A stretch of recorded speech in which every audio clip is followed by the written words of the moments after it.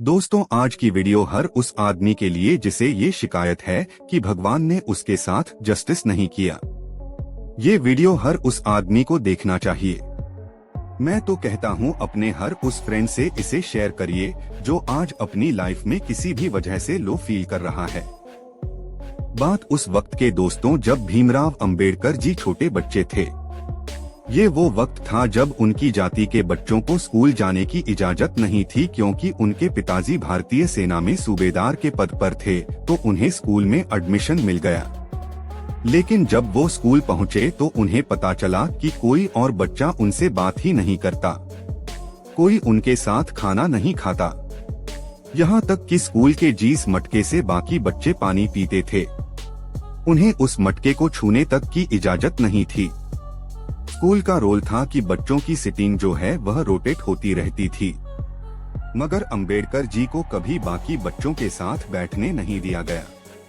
उन्हें क्लास की सबसे आखिरी लाइन में, जहां बाकी बच्चों के जूते पड़े होते थे, वहां पर अकेले बैठना होता था।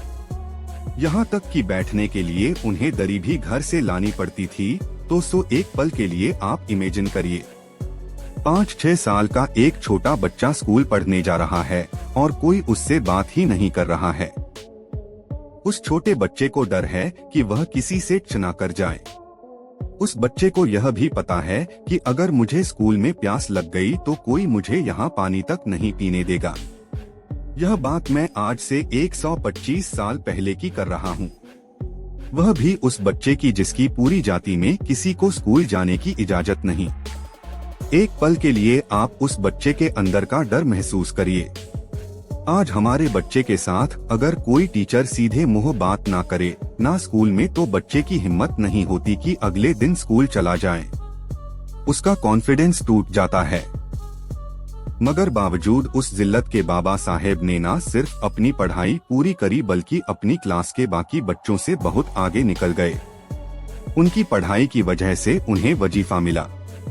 विदेश पढ़ने गए वो अपनी पूरी जिंदगी में उन्होंने 3 PhD की। उनके पास 35 डिग्रियां थी। उन्होंने अमेरिका के कोलंबिया यूनिवर्सिटी से इकोनॉमिक्स में MA किया। उन्हें लंदन स्कूल ऑफ इकोनॉमिक्स से डॉक्टर ऑफ साइंस की उपाधि मिली। उन्होंने कोलंबिया यूनिवर्सिटी से डॉक्टर ऑफ लॉ की उपाधि उन्हें मिली। उन्हें टोटल 9 भाषाएं आती थी। लोगों का एक आध सब्जेक्ट में इंटरेस्ट होता है, मगर बाबा साहेब की अर्थशास्त्र से लेकर कानून और पॉलिटिक्स से लेकर सोशल साइंस जैसे विषयों में बराबर की पकड़ थी। कहते हैं जब उनकी मृत्यु हुई तो उनकी पर्सनल लाइब्रेरी में 35,000 किताबें थीं। ये कहने में कोई अर्ज नहीं है। दोस्तों के बीच में 150 सालों के इतिहास में शायद ही दूसरा कोई भारतीय होगा जो इतना पढ़ा लिखा होगा।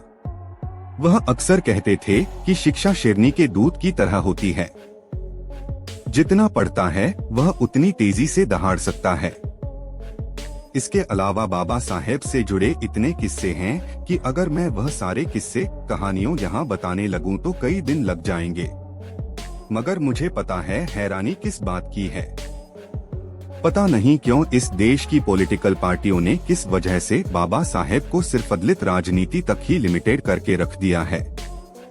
आज की जनरेशन में बहुत सारे लोगों को लगता है कि शायद बाबा साहेब दलितों के ही नेता थे। That's it. सच तो ये है दोस्तों की बाबा साहेब का जो इंटेलेक्चुअल लेवल था, अलग अलग इश्यूज पर जो उनकी राय थी, ओपिनियन थी, और वो जीतने ईमानदार थे। ऐसी ईमानदारी तो पूरे इंडियन पॉलिटिक्स में किसी और नेता में नहीं दिखती। जैसे बाबा साहेब खुलकर कहते थे कि मैं गांधी को महात्मा नहीं मानता। 1953 में BBC को दिए अपने एक इंटरव्यू में उन्होंने गांधी जी पर खुलकर अपनी राय रखी। बाबा साहेब ने यहाँ तक बोल दिया कि मुझे समझ में नहीं आता कि वेस्टर्न वर्ल्ड गांधी जी को लेकर इतना बावला क्यों रहता है। उन्होंने यहाँ तक कहा कि गांधी जी एक रूढ़िवादी हिंदू थे जो वर्ण व्यवस्था में यकीन थे। बाबा साहेब ने उस इंटरव्यू में बताया कि गांधी जी ने अपने विचारों से लोगों को धोखा दिया है। बाबा साहेब ने उस इंटरव्यू में कहा कि गांधी जी ने अपने वक्त में 2 अखबार निकाले। हरिजन के नाम से एक अखबार अंग्रेजी में निकाला और दूसरा गुजराती में निकाला, जिसका नाम दीनबंधु था। बाबा साहेब ने कहा कि अंग्रेजी अखबार में गांधी जी ने खुद को जाति व्यवस्था और छुआछूत का विरोधी बताया, क्योंकि अंग्रेज उस अखबार को पढ़ते थे और उन्हें अंग्रेजों के सामने खुद को खुले विचारों वाला दिखाना था। लेकिन गुजराती अखबार में गांधी जी के विचार बड़े रूढ़िवादी थे, क्योंकि गांधी जी को अच्छे से पता था कि जो इंसान गुजराती अखबार पढ़ रहा है, अगर उसे अपने पीछे लगाना है तो ऐसी ही बात उसमें लिखनी पड़ेगी। बाबा साहेब गांधी जी से इस बात से भी काफी नाराज थे कि जब भी अनुसूचित जाति की बात होती थी तो गांधी जी छुआछूत खत्म करने की और उन्हें मंदिरों में एंट्री देने की बात करते थे, जबकि अंबेडकर का कहना था कि इससे अनुसूचित जाति के लोगों का कोई भला नहीं होने वाला। आप उन्हें हर तरह से बराबरी देने की बात क्यों नहीं करते? जबकि गांधी जी का ये मानना था कि जो आदमी जिस जाति में पैदा हुआ है उसे पेशा उसी के हिसाब से चुनना चाहिए, और ये बात बाबा साहेब को बिल्कुल पसंद नहीं थी। इसलिए वो गांधी जी को तकियानुसी यानी कंजर्वेटिव बताते थे।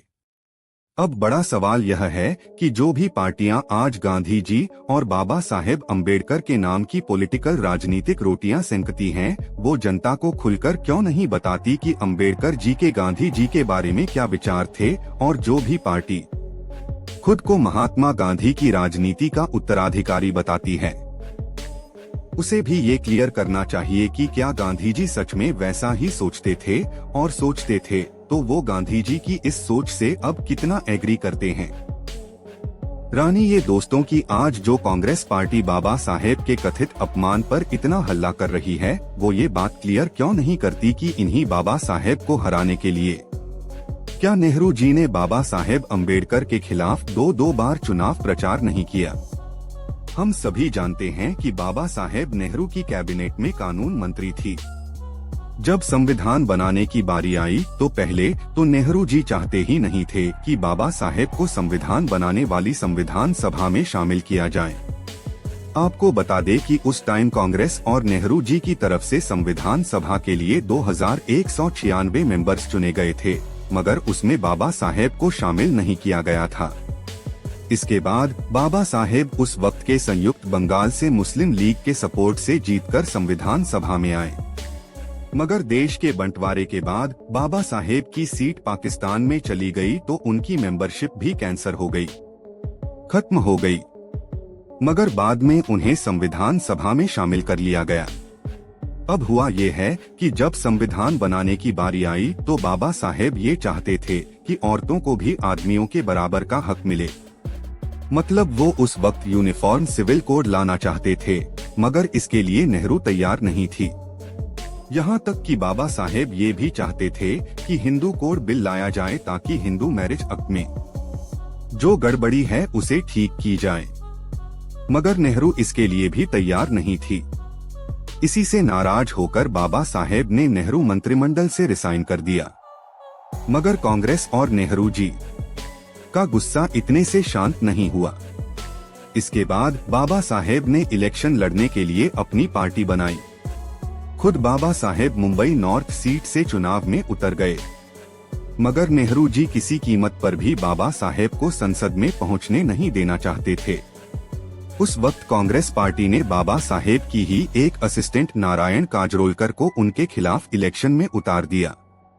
इतना ही नहीं, नेहरू जी ने खुद काजरोलकर के फेवर में दो रैलियां की। यहाँ तक कहा जाता है कि बाबा साहेब को पड़े वोटों में से बहुत सारे वोटों को खारिज करवा दिया गया और बाबा साहेब वो इलेक्शन 17,000 वोटों से हार गए।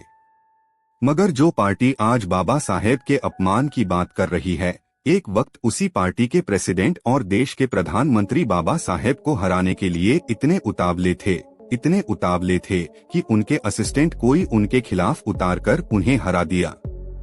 न सिर्फ हराया बल्कि बाबा साहेब की ही जूनियर के हाथों उन्हें चुनाव हरवाकर उन्हें नीचा भी दिखाया। आपको जानकर हैरानी होगी दोस्तों कि बाबा साहेब की मौत 1956 में हुई थी और संसद के सेंट्रल हॉल में उनकी तस्वीर 1990 तक लगाई ही नहीं गई। बाबा साहेब की तस्वीर संसद के सेंट्रल हॉल में तब लगी जब वीपी सिंह की सरकार मिली थी। एक पल के लिए सोचकर देखिए दोस्तों, बाबा साहेब जिन्होंने उस वक्त अपनी मेहनत के दम पर वजीफा लेकर अमेरिका और ब्रिटेन के सबसे बड़े कॉलेजों से पढ़ाई की, जब वह भारत आए तो भी उन्हें अपने दलित होने की वजह से लगातार अपमानित होना पड़ा। बाबा साहेब चाहते तो बड़ी आसानी से तभी देश छोड़कर ब्रिटेन अमेरिका में बस सकते थे, लेकिन उन्हें अच्छे से पता था कि अगर मैं यहाँ से चला गया तो मेरे लाखों करोड़ों दलित भाइयों की लड़ाई कौन लड़ेगा। अगर मैंने इन लोगों को इकट्ठा नहीं किया, अगर मैंने भारत के समाज को उन्हें नहीं बताया कि हम दलितों के साथ क्या हो रहा है, तो यह और कौन करेगा। बाबा साहेब अच्छे से जानते थे कि वह मां सरस्वती के विशेष पुत्र हैं। यह उनका फर्ज है कि वह अपनी समझ, अपनी हिम्मत से दलितों की यह लड़ाई लड़े। मगर ये देखकर बड़ा अफसोस होता है दोस्तों कि ना तो गांधी जी ने उस वक्त उनकी बातें सुनी और समझी, और ना ही नेहरू जी ने। नेहरू जी ने उनका राजनीतिक करियर ही खत्म कर दिया, और वो भी उन बाबा साहेब का करियर जो उस वक्त इतने पढ़े लिखे थे कि उस वक्त की पूरी कांग्रेस पार्टी के नेताओं की पढ़ाई लिखाई भी। मगर आप मिला लेते तो भी उनके आगे वो कुछ नहीं थी। मगर अफसोस ये दोस्तों की इस देश की कुछ पार्टियां बाबा साहेब के साथ की गई उन जातियों की कभी बात ही नहीं करती। वो पार्टियां इतनी बेशर्म है कि वो आज भी इन सब के लिए देश से माफी नहीं मांगती, सॉरी नहीं बोलती। सच तो ये है कि बाबा साहेब को किसी धर्म या किसी जाति से कोई लेना देना नहीं था। वो सिर्फ और सिर्फ बराबरी की बात कर सकते। अगर उन्होंने नीची जातियों की बराबरी की बात की तो उन्होंने औरतों को बराबरी का हक देने के लिए यूनिफॉर्म सिविल कोड की भी बात की। अगर वो हिंदुओं में वर्ण व्यवस्था के खिलाफ थे, हिंदू धर्म में मौजूद पाखंड के विरोधी थे, तो उन्होंने उतना ही खुलकर इस्लाम में मौजूद कट्टरपंथ पर भी बोला। मुझे सच में हंसी आती है दोस्तों जब कुछ पार्टियां जय मीम और जय भीम की बात तो करती है, मगर कभी यह नहीं बताती कि बाबा साहेब के कट्टरपंथी इस्लाम के बारे में क्या थॉट्स है। अंबेडकर जी ने आजादी से 2 साल पहले लिखी अपनी किताब पाकिस्तान या भारत का विभाजन में साफ लिखा है कि भारत के मुसलमान कभी देश के लिए वफादार नहीं होंगे। अंबेडकर जी ने आगे लिखा है कि भारत के मुसलमान खुद को पहले मुसलमान मानेंगे, उसके बाद भारतीय। उन्होंने किताब में यहाँ तक लिखा है कि भारत की तरक्की में भारत के मुसलमानों ने बहुत कम योगदान दिया है और उन्होंने हमेशा मुस्लिम देशों को भारत से ऊपर रखा है। अंबेडकर जी ने अपनी किताब में यहाँ तक लिखा है कि इस्लाम धर्म में भाईचारा का मतलब सिर्फ मुसलमानों के बीच भाईचारा, और इस भाईचारा में किसी गैर मुस्लिम के लिए कोई जगह नहीं है। इसी किताब में अंबेडकर जी आगे लिखते हैं कि इस्लाम की प्रकृति ऐसी है कि वो भारत को कभी अपनी मातृभूमि नहीं मानेंगे। एक सच्चा मुसलमान वो है जो न तो कभी भारत को अपनी मातृभूमि मानेगा और न ही हिंदुओं को कभी अपना भाई मानेगा। इसके अलावा भी बाबा साहेब के इस्लाम पर जो थॉट्स है वो सुनकर उनके नाम की पॉलिटिक्स करने वाली कई पार्टियों के कान से धुआं निकल जाएगा। दोस्तों, पर सवाल यह है कि अगर कोई पार्टी बाबा साहेब अंबेडकर के नाम पर पॉलिटिक्स करती है तो वह उनके इन विचारों पर बात क्यों नहीं करती। यह लोग क्यों नहीं बताते कि अंबेडकर जी के गांधी जी के बारे में क्या विचार थे। यह लोग क्यों नहीं बताते कि आखिर कैसे नेहरू जी ने अंबेडकर जी को चुनाव हराने के लिए उनके खिलाफ 2 बार प्रचार किया। यह लोग क्यों नहीं बताते कि अंबेडकर जी के इस्लाम पर क्या विचार थे, अंबेडकर की मन्नू स्मृति के बारे में क्या थॉट्स थे। वह बस इसी बात का जिक्र करते हैं और वह इसलिए करते हैं क्योंकि वह उनकी पॉलिटिक्स को सूट करता है। मगर बाकी मुद्दों पर बाबा साहेब अंबेडकर क्या कहते थे यह लोग भूलकर भी वो बात नहीं बताते। अब आप मुझसे पूछे तो दोस्तों मैं यही कहूँगा कि मेरी नज़र में बाबा साहेब अंबेडकर पिछले 150 सालों के भारत के इतिहास के सबसे वेल रिडस्बसे हिम्मती और सबसे ईमानदार नेता थे। नेता क्या, शायद वो सबसे इंटेलेक्चुअल भारतीय थे जिन्हें जितनी इज्जत जितना सम्मान मिला वो उससे कहीं ज्यादा के हकदार थे। मेरा तो ये भी मानना है कि जब भी अंबेडकर जी की बात हम करते हैं तो सिर्फ उन्हें दलित राजनीति से, दलित पॉलिटिक्स से जोड़कर न देखा जाए। दलितों के लिए उन्होंने जो किया उसका तो कोई मुकाबला ही नहीं है। लेकिन अंबेडकर जी का काम इतना बड़ा है, बाबा साहेब का काम इतना बड़ा है, उनके विचारों का स्पेक्ट्रम इतना बड़ा है कि हमें उन सब पर बात करनी चाहिए, उनसे सीख लेनी चाहिए। और जैसे कि मैंने आपको बताया, एक साजिश के तहत पहले तो उनके जीते जी ही उनको इरेलेवेंट बनाने की कोशिश की गई, और जब वो हमारे बीच नहीं रहे तो फिर शुरू की सरकारों ने उनको वैसी इज्जत नहीं दी जैसी वो डिजर्व करते थे। लेकिन जैसा कि हर महान काम और हर महान व्यक्ति के साथ होता है, वही आज बाबा साहेब अम्बेडकर जी के साथ हो रहा है। देर सबे वो इज्जत उन्हें मिली जाती जिसकी वो हमेशा से हकदार थे। आज वो शायद इकलौते ऐसे नेता है जिनके हर कोई खुले दिल से तारीफ करता है। वो इकलौते ऐसे नेता है जिनकी बुराई करने की हिम्मत किसी में नहीं है। वो इकलौती ऐसी शख्सियत हैं जिनका नाम हर पार्टी, हर भारतीय बड़े फक्र से लेता है। मुझे बड़ी ईमानदारी से लगता है दोस्तों की जो काम अमेरिका के लिए अब्राहम लिंकन या मार्टिन लूथर किंग ने किया, उससे कहीं ज्यादा बड़ा और महान काम बाबा साहेब अम्बेडकर ने भारत के करोड़ों लोगों के लिए किया है। मेरी नजर में तो वो सच्चे राष्ट्रपिता हैं और हमारे लिए भगवान है।